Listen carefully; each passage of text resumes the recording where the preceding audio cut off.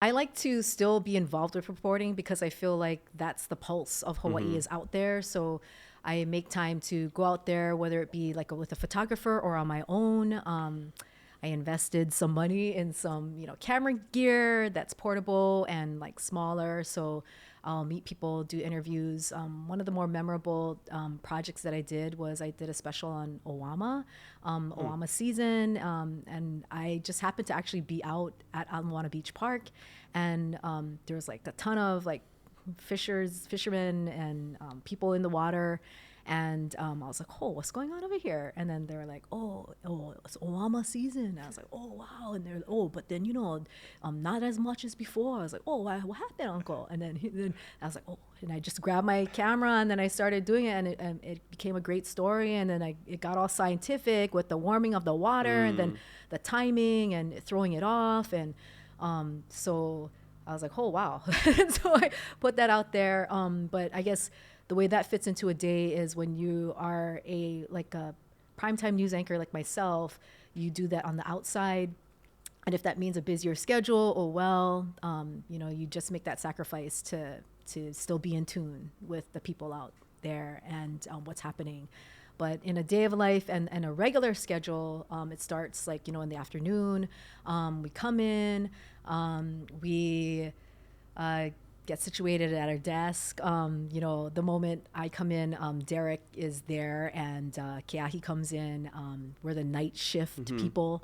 The day-siders are already hard at work, and they're already during crunch time, getting their projects ready for the early evening news, which is like the 4:30, 5:30, 6:30. So there's a lot of shows to fill. A lot of people writing. Sometimes if it's super quiet, you can hear the keyboard. Yeah. And like a lot of people talking amongst themselves, yelling over, "Hey, Daryl, did you get the mayor? Oh, okay, I'll call his spokesperson." And so there. Anyways, I'm just kind of giving you a picture of the for our listeners there, so that you're right alongside of us in the newsroom. But and then we'll be like, okay, shall we meet? And then so the night team.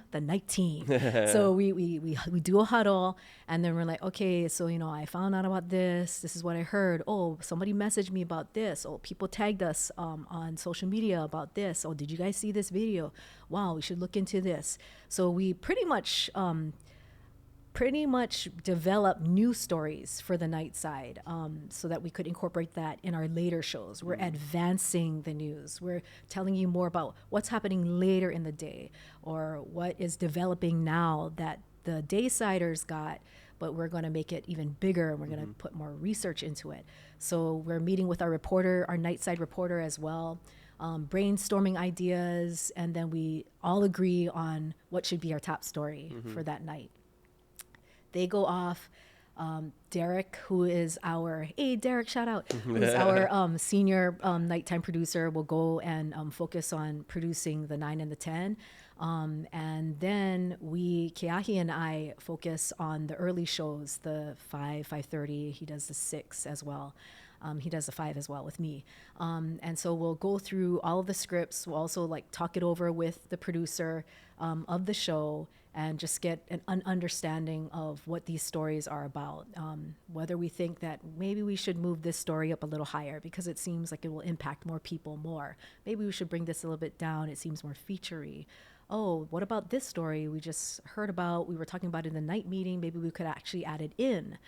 So there's a lot of development during that time when we come in for even our early shows.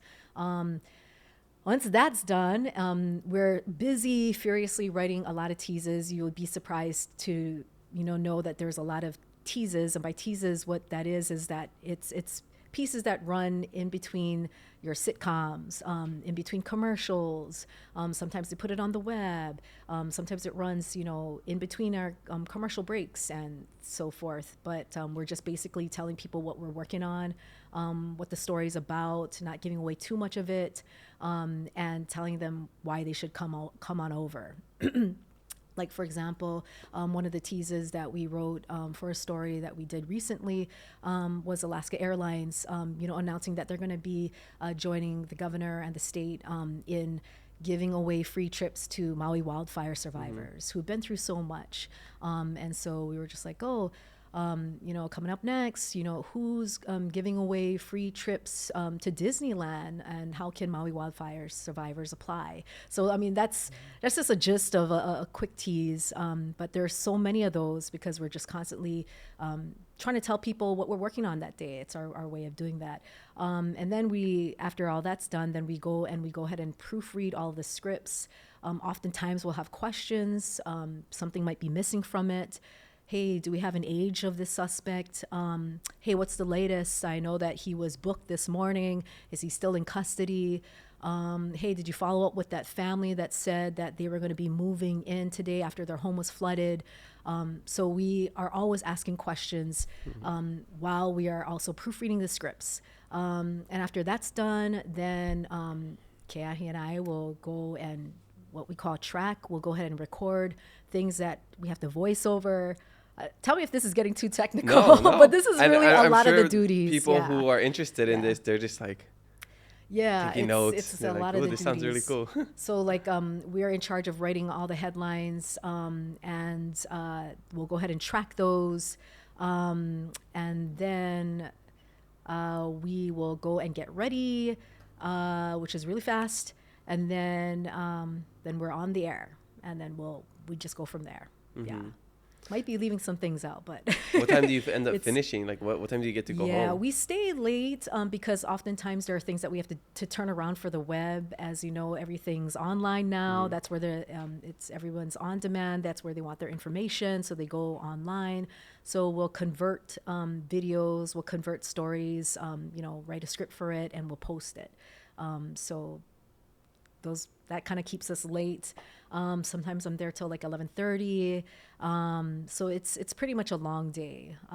It's not as glamorous as some might think it is just because of what they see on the TV. There really is a lot of grunt work, a lot of hustling, a lot of communication, a lot of researching, planning and writing, to put our product together. And I feel like it happens automatically every day at our station because that's just kind of what we do, what we love.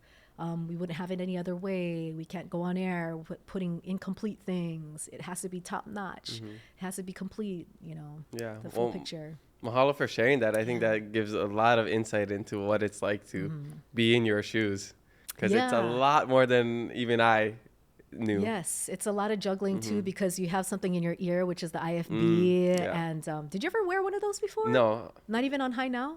No, but I always hear, it's funny because you're always thinking people are talking to you and they're just like talking to somebody in the earpiece. Yeah. Like, okay, so try talk and then I'm going to give you a direction, but then you have to talk and make sense. And you have to say something like keep talking, like you have to make sense. And I'm going to give you a direction to do something. And then, Okay, so go ahead. Yeah. So tomorrow I'm going to be doing the first draft of the fantasy football and then team. I'm thinking of taking Christian McCaffrey with the first get your overall other hand pick. and dig your but ear. Okay, anyways. Yeah, so wow, that is tough. It is, so that's when people are like, oh, wow, how come she's stuttering? Or like even during breaking news, sometimes you'll see the anchor like pause, like, oh, this just in, and then like, we're getting information. Like, so what's happening is someone's talking to them, or they could be screaming in their ear like, stall because Eddie's not ready yet. Well, it's a beautiful day outside, but despite that, we're also keeping an eye on Hurricane Dora, which is far off to our east, and we are expecting, and they're like, okay, go. Let's turn things over now to Chief Meteorologist Jennifer Robbins. Jen. Wow. So it's really a juggling act, and it is really tough because it's like you have that thing in your ear. It's really loud because you don't want to miss anything. So you have it turned up. You're also reading something too. And then when it's breaking news, it's harder because you're ad-libbing and you want to concentrate on making sure you're making sense and saying the right thing. Wow, that's a lot of focus. It really is. Yeah. Do you ever get used to it?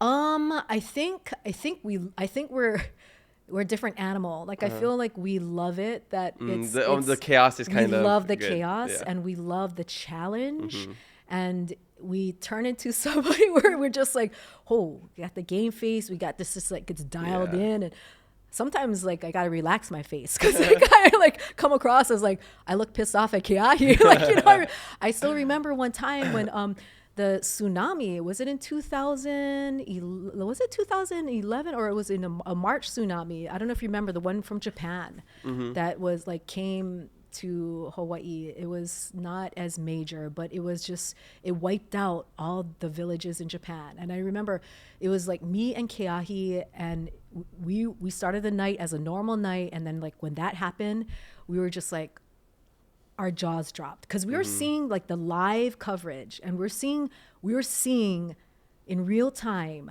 a wave take out a city, and we were just at a loss for words. You get the real reactions. We right? were, but we were just like, oh my God, Keahi, I can't believe I'm seeing this. He's like, I know, neither can I. Like, I just have never seen or witnessed anything like this in my lifetime. And it's just, I just remember that just so vividly. But it's just like breaking news like that, but you're just like, oh my God, it's hard to also, when you're faced with that situation, to put a cap on your emotions, because you got to remember to keep it together so you can be there for the people and the viewers watching, because you need to relay the important information as well.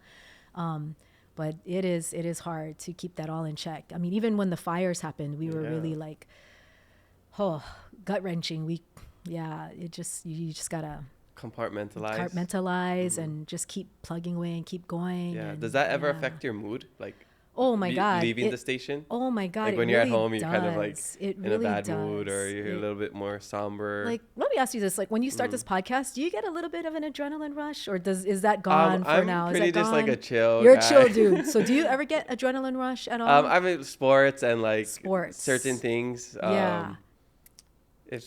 It just depends. So Mainly describe sports. that. Like, is that like, okay, so for example, when you were running the marathon, did you get an adrenaline rush? And because you were dialed in, you had to focus really hard. Yeah, totally. And, like, you go into like, you flip deep, a switch. right? Yeah. I think that's kind of the same survival mode that like we kind of go through like during breaking news. We kind of flip the switch and we're just like really just in tune and laser focused, and like still trying to struggle with the emotions that we feel at the same time, and the gravity and the magnitude of what is really happening, but trying to put that into perspective for the people listening.